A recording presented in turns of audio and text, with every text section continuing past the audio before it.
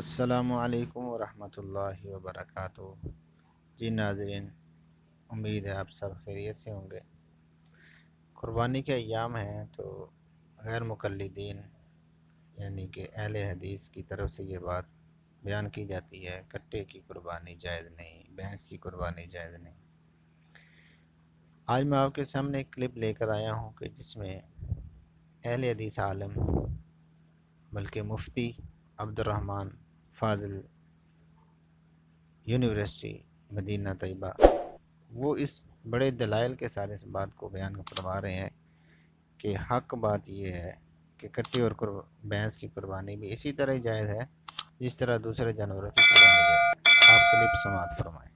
بھینس اور کٹے کی قربانی کرنا کیسا ہے؟ متقدمین میں کون اس کی قربانی کے قائل تھے؟ یہ مسئلہ اہل علم میں اختلافی ہے۔ جو میں سمجھتا ہوں دیانتداری اور انصاف کے ساتھ میری اپنی تحقیق ہے وہ میں آپ کے سامنے رکھتا ہوں۔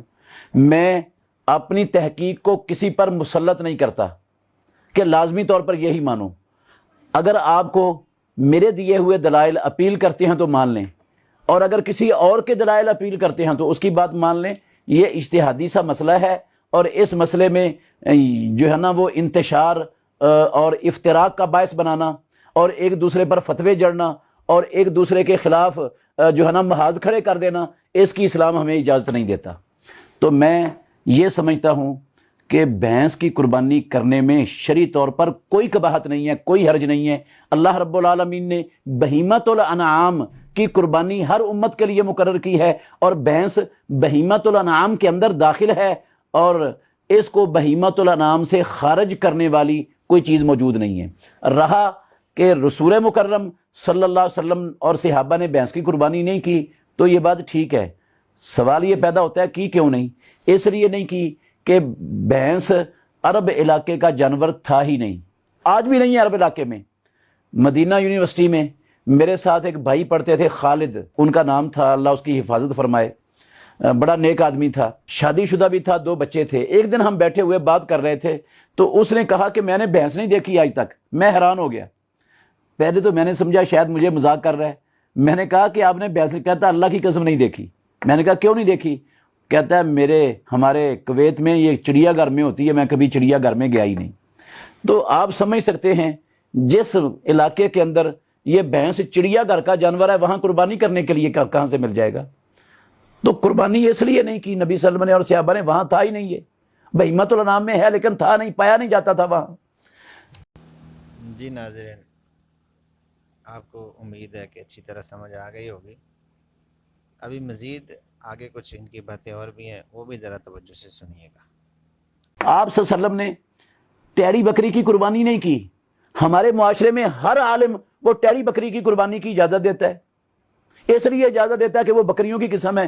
بکریوں کی، بھیڑوں کی 60 سے زیادہ قسمیں ہمارے ملک کے اندر پائی جاتی ہیں، ایک لفظ سے ساری قسمیں ان کی قربانی جائز قرار دی جاتی ہے، جبکہ ان کی عادات بھی مختلف ہیں، ان کی شکلیں بھی مختلف ہیں، ان کے دودھ کا ذائقہ بھی مختلف ہے، اور ہر چیز ان کی مختلف ہونے کے باوجود ان کو بکری شمار کیا جاتا ہے، ان کو بھیڑ شمار کیا جاتا ہے۔ 60-70 قسمیں ہیں، ہر ایک کو بھیڑ بکری کہہ کر اس کی قربانی ہو جاتی ہے۔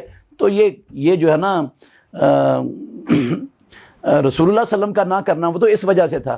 اگر اللہ کے نبی نے نہیں کی، صحابہ نے نہیں کی، اس لیے جائز نہیں ہے، تو پیارے پیغمبر نے تو پھر کٹے کا گوشت بھی نہیں کھایا، بھینس کا دودھ بھی نہیں پیا، اس کا بھی پھر انکار کر دینا چاہیے۔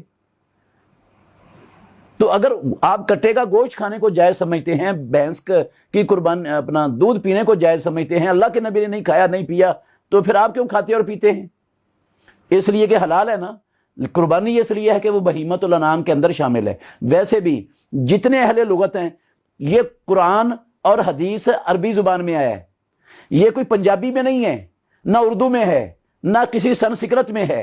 ہم نے عربی زبان کے جو معانی ہیں وہ عربوں سے لینے ہیں، تو جو عرب لغت دانوں نے اس کا معنی کیا ہے وہ تاج العروس والے نے، لسان العرب والے نے، الصحاح جوہری نے الصحاح میں، اور دوسرے بڑے معتبر ترین اہل لغت انہوں نے یہ کہا ہے الجاموس نوع من البقر، یہ بھینس گائے کی ہی ایک قسم ہے۔ تو جب گائے کی ہی ایک قسم ہے، گائے کی بے شمار قسمیں ہیں، تو یہ بھی ایک قسم ہے، تو اس کی قربانی میں بھی انشاءاللہ الرحمن کوئی حرج نہیں۔